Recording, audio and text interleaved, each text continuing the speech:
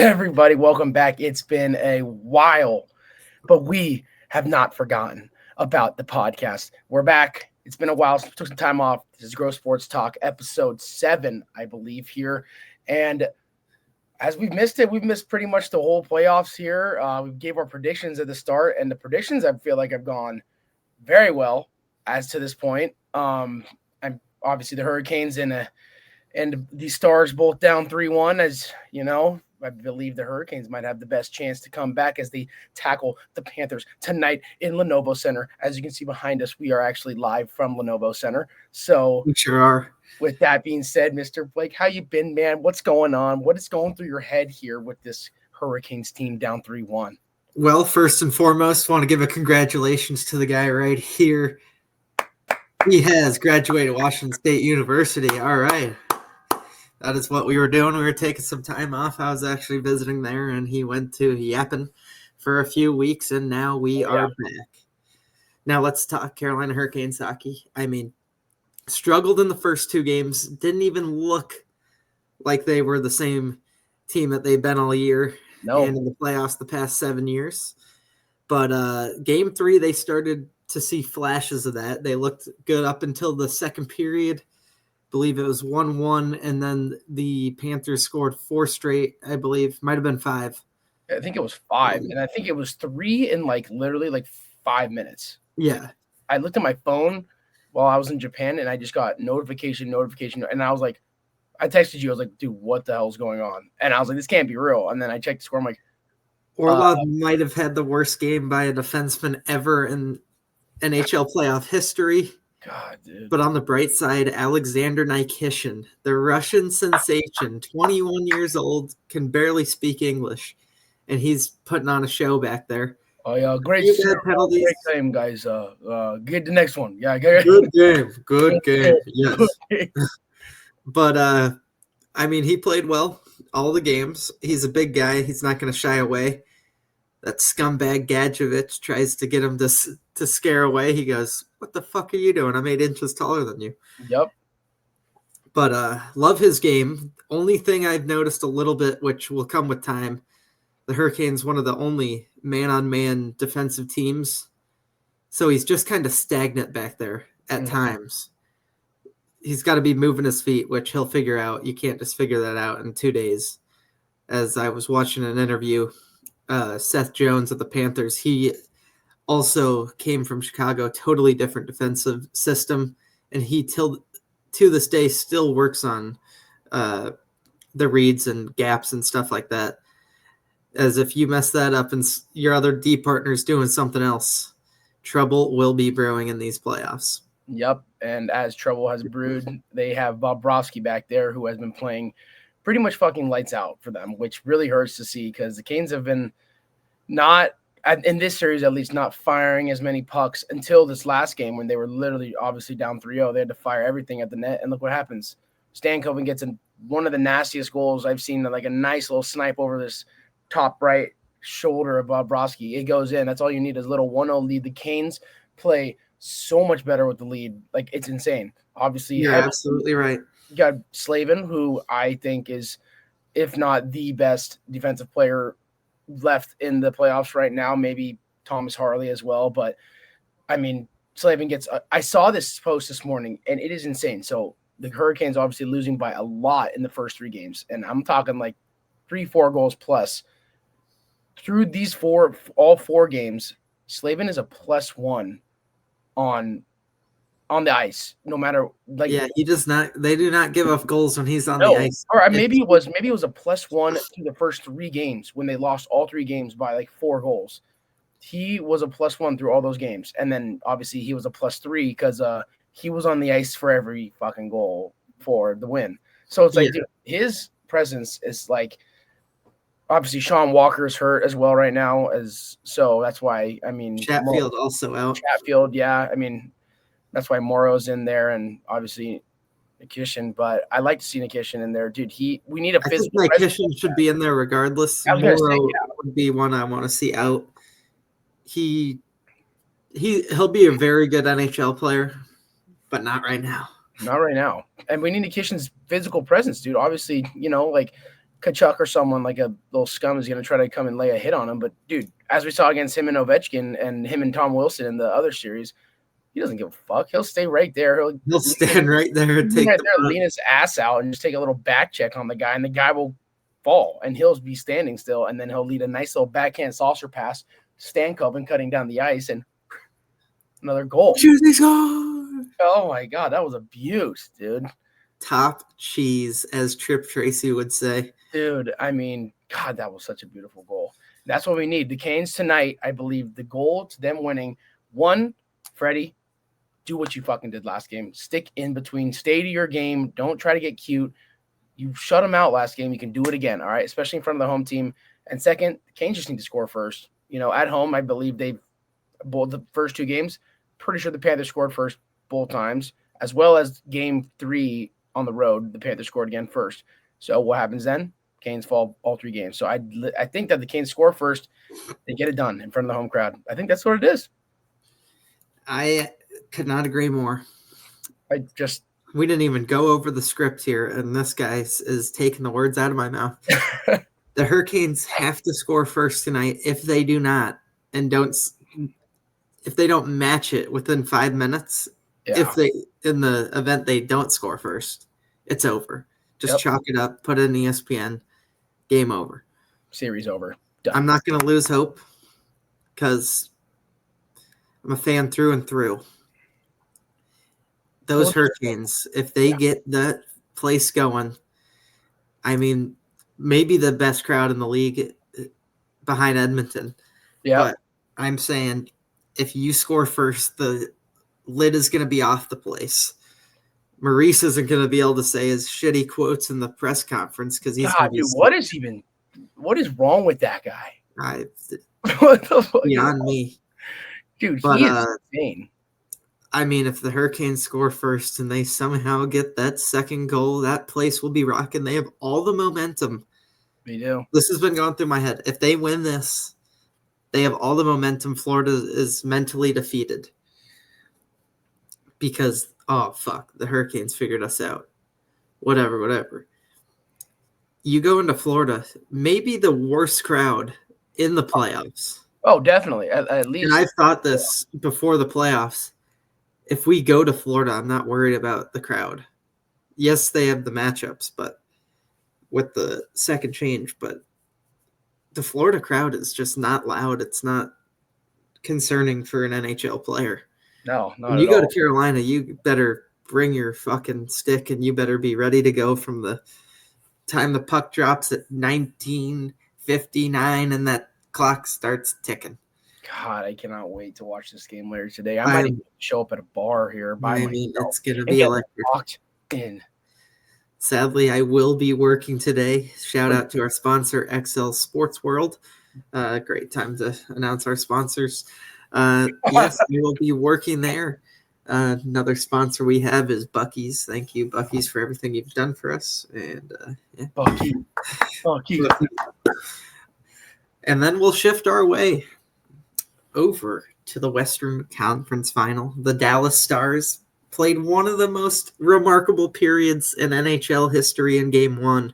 I mean, probably one of the most I've ever seen in my short hockey career, maybe except for that little, even earlier this year, that Winnipeg Jets comeback. Yep. Shit, that was insane. But the Stars, 3 goals, 5 minutes.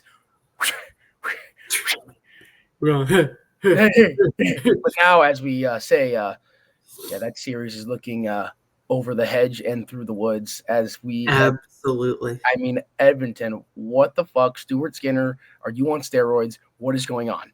I mean, he is saving. When you see the shot total, it's like, how are they not down 400 because Stuart Skinner couldn't save a beach ball in round 1? Dude, literally, what the hell? And I mean, obviously, the offense is never a problem there in Edmonton, as their third liners are still scoring as much. And Ryan Nugent-Hopkins said, hey, sorry, guys, I was on vacation for the first 2 rounds. Let me just put up 9 points in this series real quick against the best team we've faced so far. And I'm like, holy shit.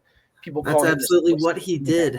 I mean, he brought the boom. He did bring boom. But, I mean, 3 assists in Game 3 for Mr. Nuge.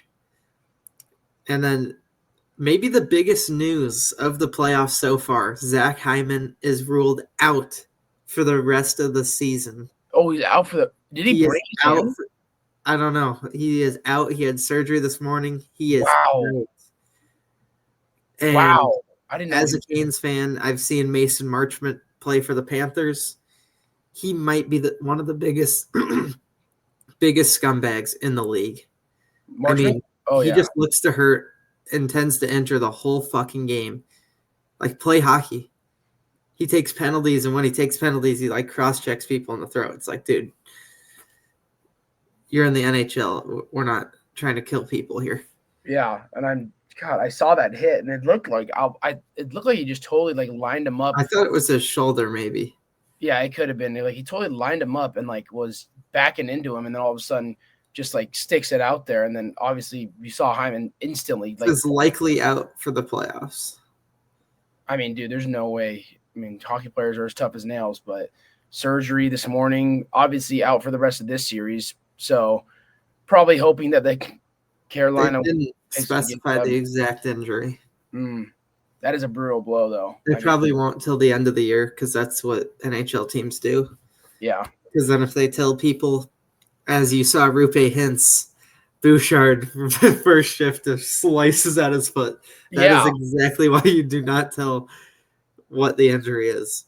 Yeah, no, dude, I saw that and I was like, holy shit. What do we I mean, that should be a penalty. It's kind of weak, but it's like you're trying to injure the guy at that point. Yeah. What are you slicing at his foot for? Especially, I mean, if it's Marchment, whatever, fuck it. And the puck wasn't even there either. Yeah. But the Oilers, man, they've really turned it on here. And the scariest part is McDavid and Draisaitl are not playing their normal selves. No. Yes, they're still playing good. But if they get smoking hot in that final series. Oh my God, dude. Well, they will. Grab your chalkboard. They on that power play. I mean, it's just disgusting. Draisaitl with a nice goal last night. Yep. I didn't see who scored the other goals. Fucking Corey Perry scored. Oh, yeah, I did see that one. I mean, is he just always down in that crease waiting for a puck? Yes. And honestly, at 40 years old. And it comes. He's got 6 goals in the damn playoffs. I mean, dude, he's nuts, man. He's a goal scorer. I guess McDavid and Draisaitl both have 16 and 19 assists. They're just not scoring as much. Yeah, I felt like that was going to happen with McDavid, obviously, but Draisaitl last year, I'm pretty sure he had at least like 5 more goals than he does right now in the playoffs. Yeah. He was scoring absolutely everything. McDavid doesn't really look to score unless they're losing. Yep. 3 shots on goal. Connor McDavid.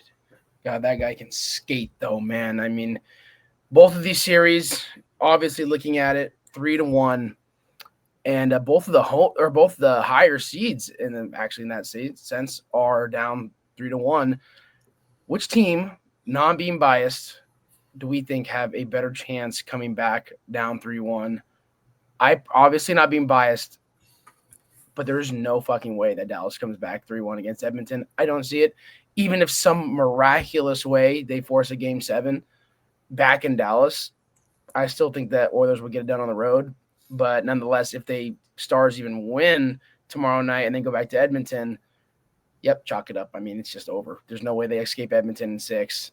But if you're talking Carolina, you win tonight. You carry it into Florida. Like you said, out of these 4 teams especially, the weakest home crowd. I mean, not even in effect. Let's be honest. Dallas, surprisingly very good home crowd, So both that could play an effect in this next game, but obviously going to Edmonton, those fans are going to be schmammered and they are going to be loud.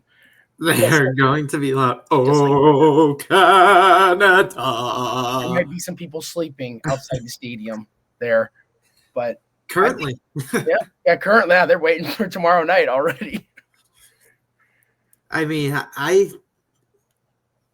unbiased, I do think the Hurricanes have the better chance, only because you go back to Edmonton and you're already mentally just drained after losing 3 straight games. I don't think Has any? Wait, who I saw did Edmonton play last round? uh Why can't I think of it? the Kings were the first Oh round. no, the Knights. The Knights. Oh my God, I guess the Knights did win one in Edmonton, they did. but it still did on not. on the last second goal. Holy shit, we didn't even talk Yeah, about that. that was ridiculous. That was nuts. I was Hey, in the Draisaitl. airport and I'm just like, wait, what? Yeah, I thought it hit the post because the announcer was like, "Oh, we hit the post," and then all of a sudden they replay. I'm like, I saw it go in, but I'm like, what is the announcer watching? The rare mistake from the announcer. Yeah, and then obviously Draisaitl doing his best thing. What he does best is scoring the puck, and hey, And he put it on the wrong pod. cage. Wrong net pod.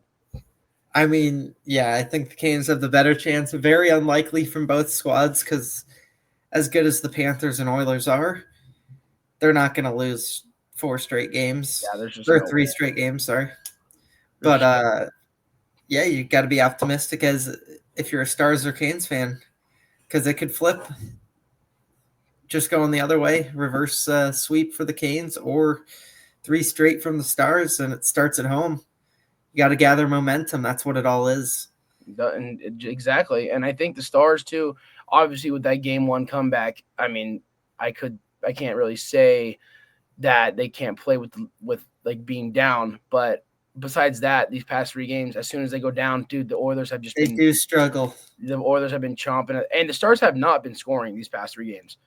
They have not been scoring at all. I believe it was like 6-3, like something to 1 or something to 0. They got shut out, and then they just lost last night 4-1. So yeah, 1 goal over past 2 periods. Yes, obviously not shooting at Stuart Skinner here. He's been playing fucking nuts, but the Stars just cannot score the puck. Mikko Rantanen has disappeared. All right, he's gone, and I couldn't give a fucking shit. Okay. Yep. I care less, and I'm glad to see it. See ya, Mikko. Hey, Mikko, bud. Where are you? Hey, bud. Moose. But hey, with that being said, we'll shift our way over to the NBA Finals. Just a quick shift. I mean, it is the Knicks and the Pacers. Knicks are currently down 3-1. Bing bong. Head over to the West. It is also 3-1. The Oklahoma City shitbag Thunders and the Minnesota Timberwolves. Maybe the most boring series of the whole playoffs. Yeah, I was a basketball fan a little bit, but I honestly could care less who wins because well, Minnesota. All right, my deepest condolences to you guys, but it's over. It never really started. Never should have started. The Thunder are that 40-point W was only to give you guys a slight chance of hope to go back to OKC tonight, I believe, and just absolutely end it. You know, it could be a 40-point win tonight in Oklahoma City. It will be over. Timberwolves, you had a hell of a year, okay? You ran through the Nuggets, okay, last round, which was very impressive, in my opinion. I think that was very slept on. You made it all the way to the Western Conference Finals.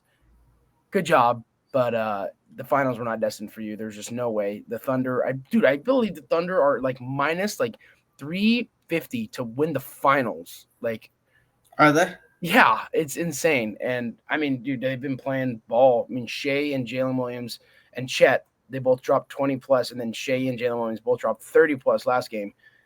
Those two are in their bag. And as much as you want to call Shea a free throw merchant like they do in Minnesota, that hasn't been working because last time I checked, free throws are still worth some points here. So they absolutely are. And hand down, man down. Maybe play defense without fouling, then we wouldn't have any issues. Yep. And Jaden McDaniel's been getting very mad trying to guard Shea.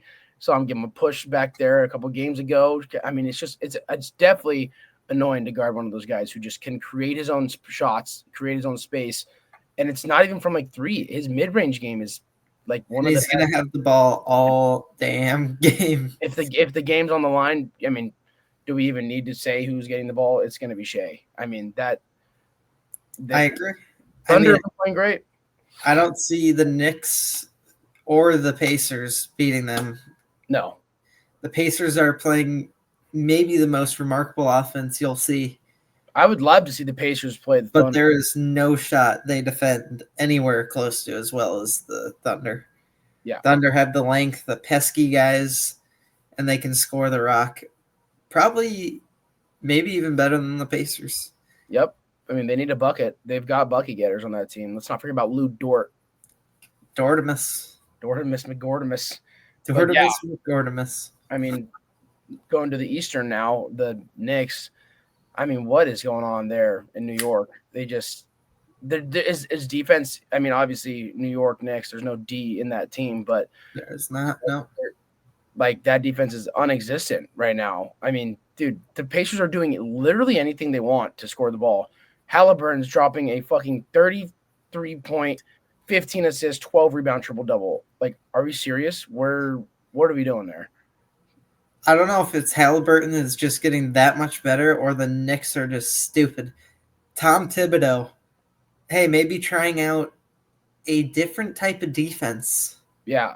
If it hasn't worked through 2, what makes you think it's going to work through 3? And it didn't. 3 and 4. Yep. It didn't work. I mean, they get a lucky win in Game 3. God, I don't know what he was doing in Game... What was it, Game 2 or Game 3? No, Game 3.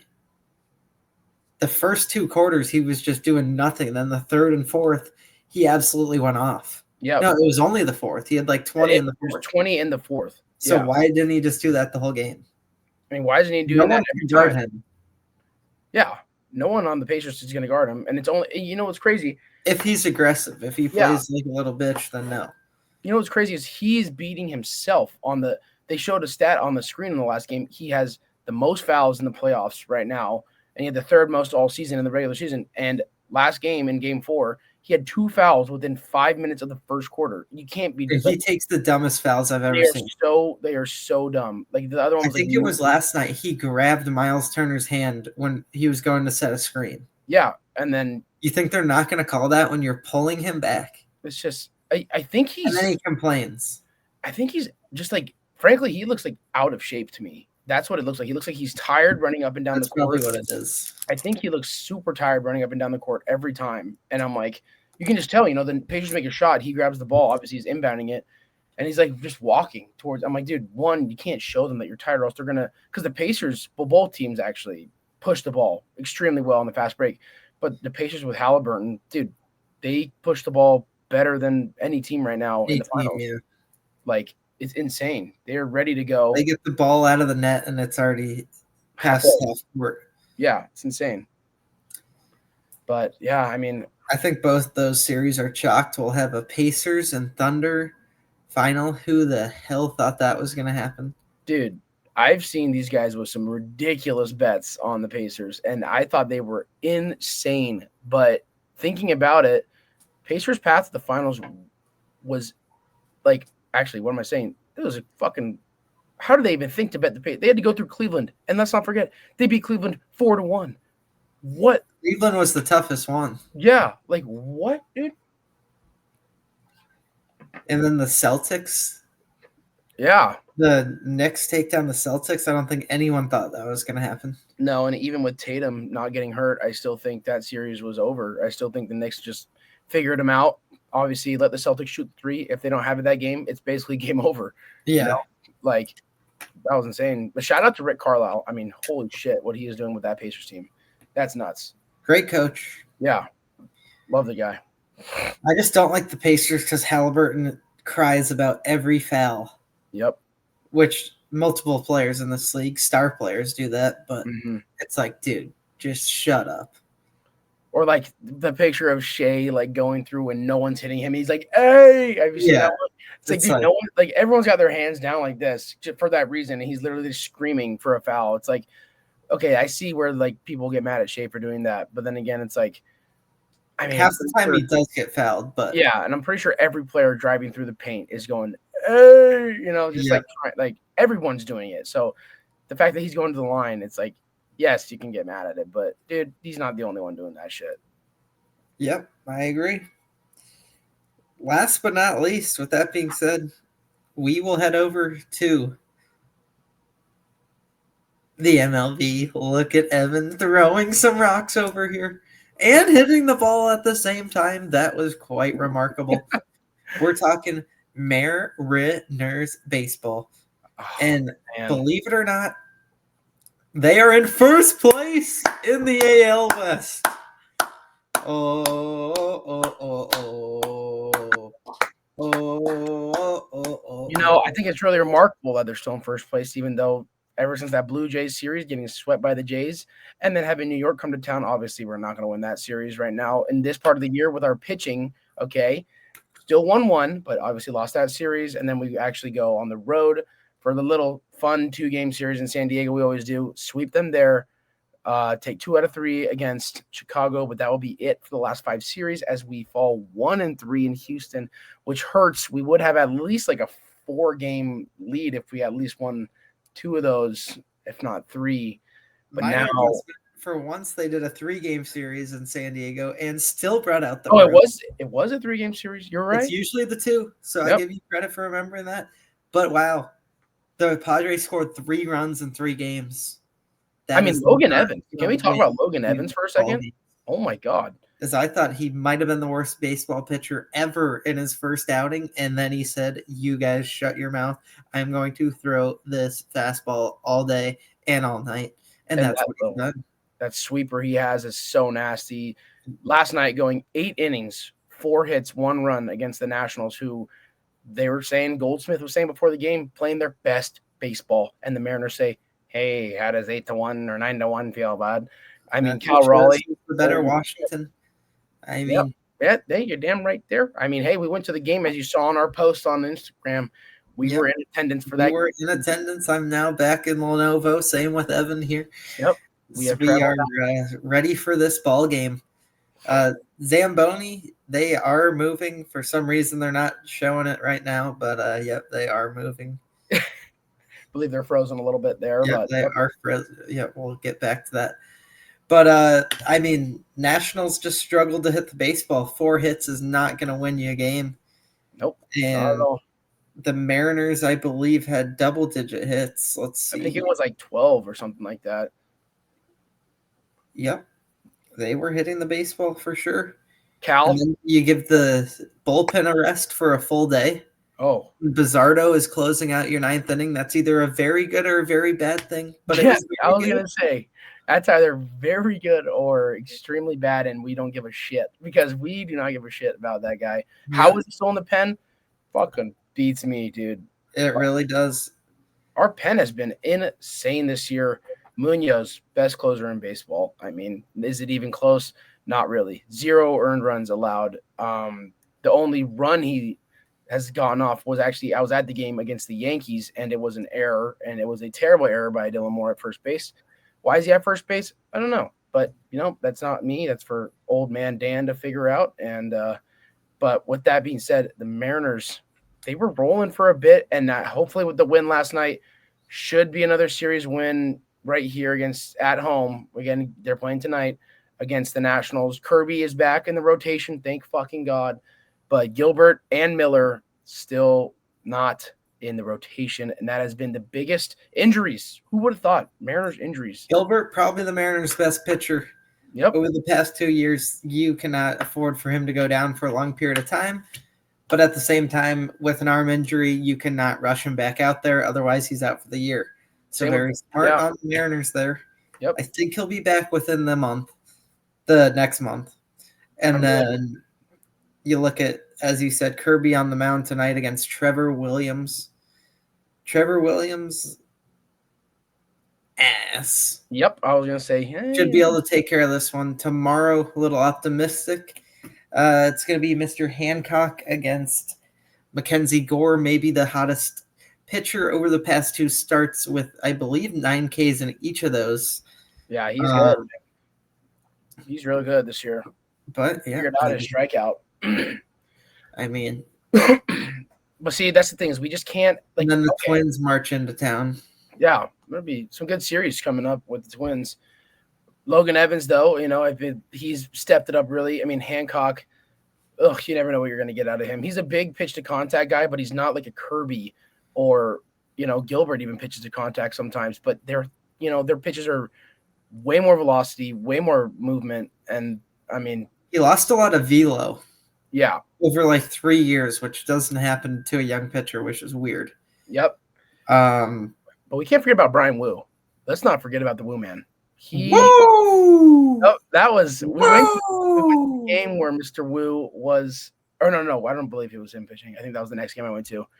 But Brian Wu, I mean, holy shit! I believe he's currently like top 5 in Cy Young voting or projected Cy Young voting for the end of the season. And if he keeps this up, dude, I don't see a reason. I mean, obviously Fried is fucking insane, and so is oh god, who else is up there? Who else is up? Evaldi, I might be up there as well. But dude, Brian Wu, the unsung hero of this dismantled Mariners pitching staff, he has literally been our savior. Every time he goes up, it's more than likely going to be a win, letting up at least like 2 runs or less, which is insane to say. But the Mariners, I mean, injuries have been the battle on the pitching 11th staff. 11th in ERA. 11th in ERA. There you go. Just behind Skeens at 10. And I believe that's only because a couple like bad, maybe only one bad start. I think he had one bad start in Toronto, I believe. Yeah. Which that's going to happen with every pitcher. Exactly. You can't be flawless the whole year. It's just not possible. Somehow Mr. Bubich in Kansas City is second in ERA. Bubich, yeah, he's having a great year. Could not have told you that. But, the Mariners, they better be ready to go over the next month here. They got a tough schedule coming up here. They got the Twins, the Orioles, who are surging with a 3-game win streak. You do not want them to get hot as they can hit the baseball. No, yeah. That'll be a 3-game series, then a 3-game series with the Angels, who are also playing very good baseball. They are. The Diamondbacks. Always a tough team. Always a tough team, baseball, though. But they are a great team, and that's an away series. Then you run into the Guardians at home, the Red Sox, the Cubs away, Twins away, and Rangers away. Wow. It is going to be a tough next month of baseball. This could be the season. It really could. Testing, calling all Mariners. You need to go at least 500 on the month. Yep. You can afford to go a few games under. Have one month like this. Going into July, we got the Royals, the Pirates, the Yankees, the Tigers, the Astros, the Brewers, the Angels, the Athletics. Wow. Besides my last team there. Wow. I mean. Yeah. That is shit. Rubble. Also, I have not seen, has Polanco been playing or what? I don't think so. Like, the past couple of games, I just don't think that I've seen him in the lineup. I've seen him in the dugout, but Julio has been catching on fire. He hit a 2-run home run to lead off the game. Not lead off, but obviously in the top of the first last night, followed by a Cal Raleigh moonshot. Cal Raleigh obviously playing out of his mind. If he can keep this up all year, he's got the AL lead right now in home runs, currently 1 behind Ohtani. But Cal Raleigh is just hitting the ball well. Julio's starting to heat up a little faster than he did last year. Thank God, we needed that. Absolutely.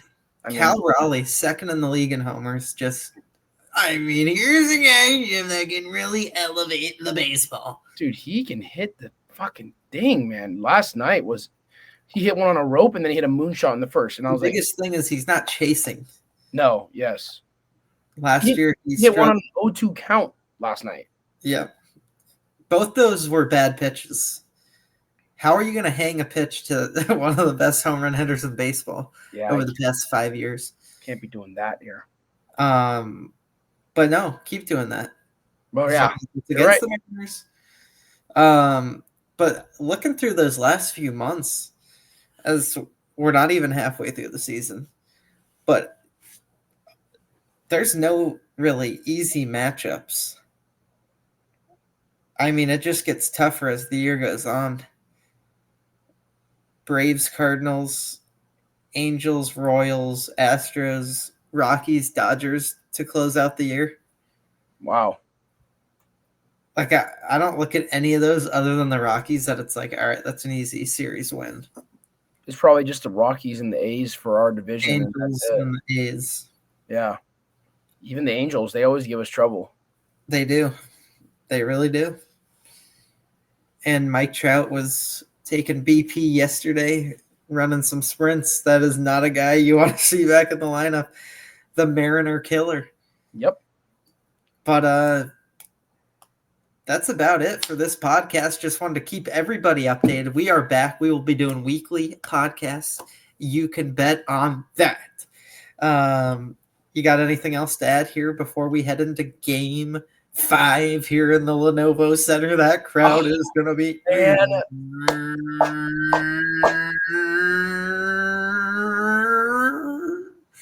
rocking.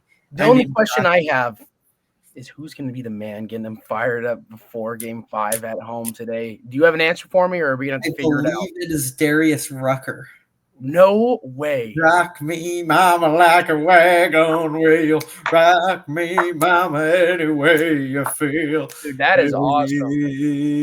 Hey, mama, rock me.